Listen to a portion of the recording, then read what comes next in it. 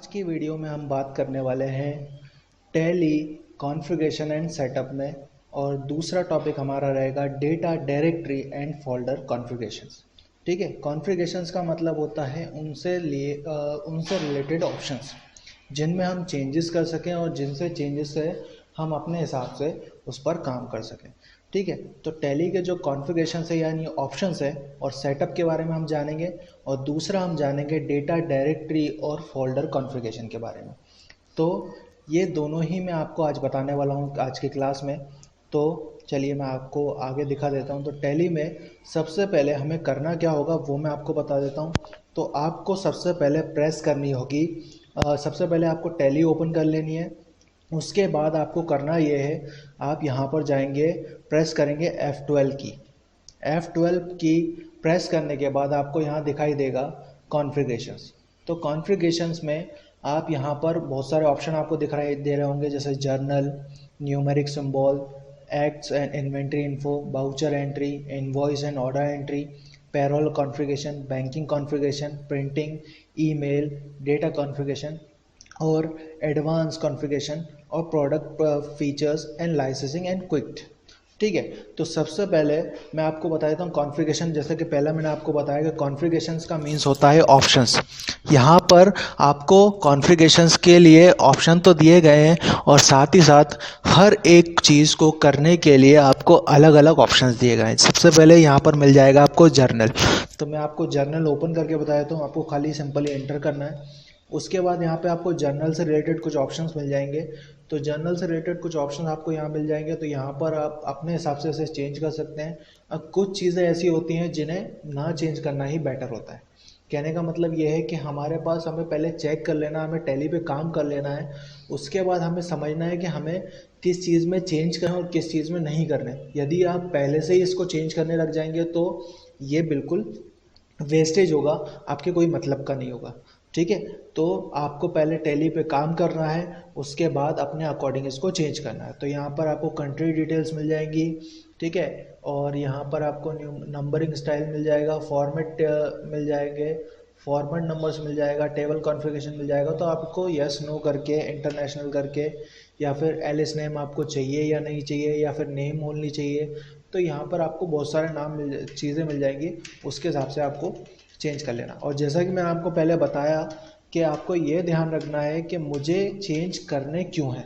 तो पहले आपको टैली पे काम करने हैं, उसके बाद इनको चेंज करना है। हमारा आज का टॉपिक था कॉन्फ़िगरेशंस। तो मैं आपको कॉन्फ़िगरेशन सेटअप बता रहा हूँ कि किस हिसाब से आपको सेटअप करना है। लेकिन सेटअप करना ज़रूरी है ये ऐसा बिल्कुल भी नहीं है, लेकिन आपको पता होना चाहिए कि कहाँ पर इसको सेटअप करना है। तो इसलिए मैं आपको दिखा दे रहा हूँ कि यहाँ पर आप सेटअप कर सकते हैं। तो पहले आपको मैंने जर्नल दिखा दिया। अब न्यूमेरिक का मतलब होता है नंबर से रिलेटेड, तो यहाँ पर हम नंबर से रिलेटेड देख लेते हैं। तो यहाँ नंबर से रिलेटेड हमें कॉन्फ़िगरेशंस मिल जाएंगे। तो यहाँ पर आप इसमें चेंजेस कर सकते हैं, जैसे यहाँ पे प्लस का साइन दिया हुआ है। ठीक है, तो यहाँ पे लिखा है सिंबल बिफोर नंबर, तो यहाँ पे प्लस लिखा हुआ है। सिंबल आफ्टर नंबर, तो यहाँ पे कुछ भी नहीं है, यहाँ पे ब्लैंक रखा हुआ है। तो आप चाहे तो यहाँ पे भी रख सकते हैं। ठीक है, उसके बाद आप यहाँ पे चाहे तो symbol use to negative number, तो यही सी बात है, अगर कोई नेगेटिव नंबर होता है तो हम उसे माइनस से डिफाइन करते हैं। तो यहाँ पे ऑलरेडी माइनस लिखा हुआ है। ठीक है, आफ्टर नंबर, बिफोर तो लिखा हुआ है लेकिन आफ्टर के बारे में यहाँ पे कुछ नहीं है। तो आफ्टर में वैसे भी नहीं दिया जाता, क्योंकि हमें यहाँ पर जो सेटअप है वो हमारे अपने अकॉर्डिंग तो करना ही है, लेकिन हमें साथ में ये भी देखना है कि दूसरा उसको समझ पाता या नहीं समझ पाता।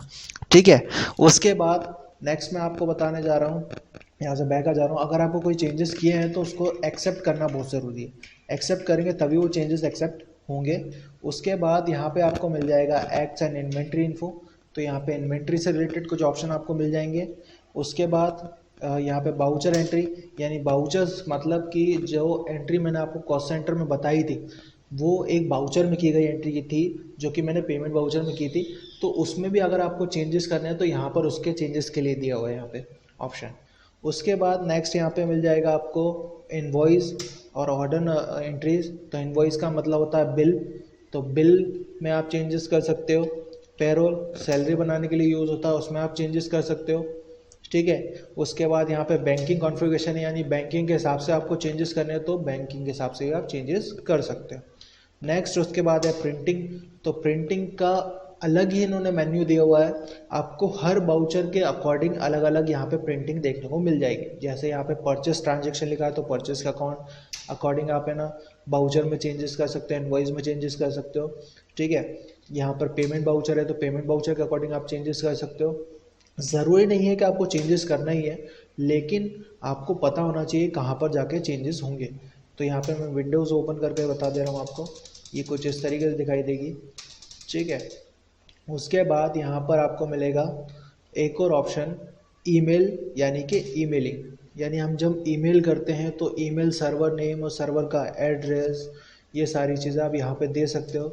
जैसे नेम में पोर्ट, डिफ़ॉल्ट पोर्ट 25। ठीक है, तो यहाँ पे डिफ़ॉल्ट में आप 25 दे सकते हो। उसके बाद जैसे ही आप इसमें यहाँ पे ऑप्शंस दोगे वो ऑटोमेटिकली चालू हो जाएगा।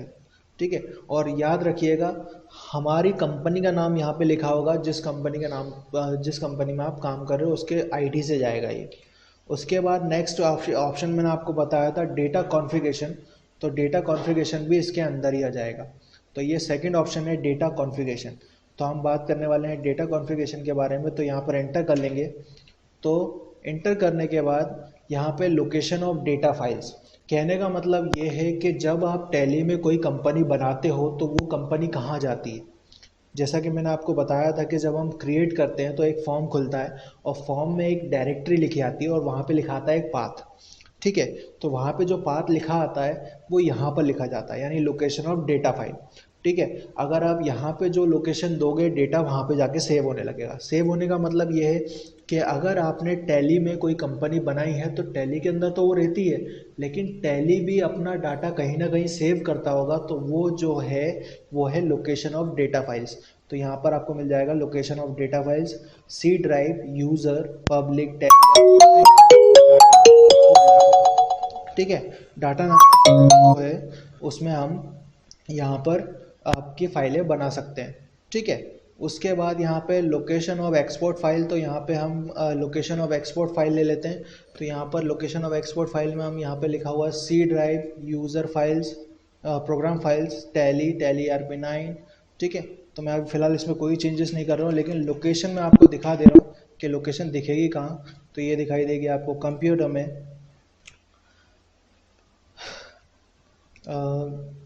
कंप्यूटर में सी ड्राइव में, यूज़र्स में, पब्लिक में, टैली RP9 डाटा नाम के फोल्डर में। याद रखिएगा जो आपकी फाइलें आपको दिखाई देंगी वो आपको नंबर से दिखाई देंगी, क्योंकि टैली हर एक कंपनी को एक नंबर देता है, उसके अकॉर्डिंग वो काम करता है। तो आप आज की क्लास में हम टैली कॉन्फ़िगरेशन सेटअप देखा, डेटा डायरेक्टरी और फोल्डर कॉन्फ़िगरेशन देखा, और यहाँ से नेक्स्ट क्लास में हम इसके आगे देखेंगे। ठीक है, तो नेक्स्ट क्लास में इसके आगे देखेंगे।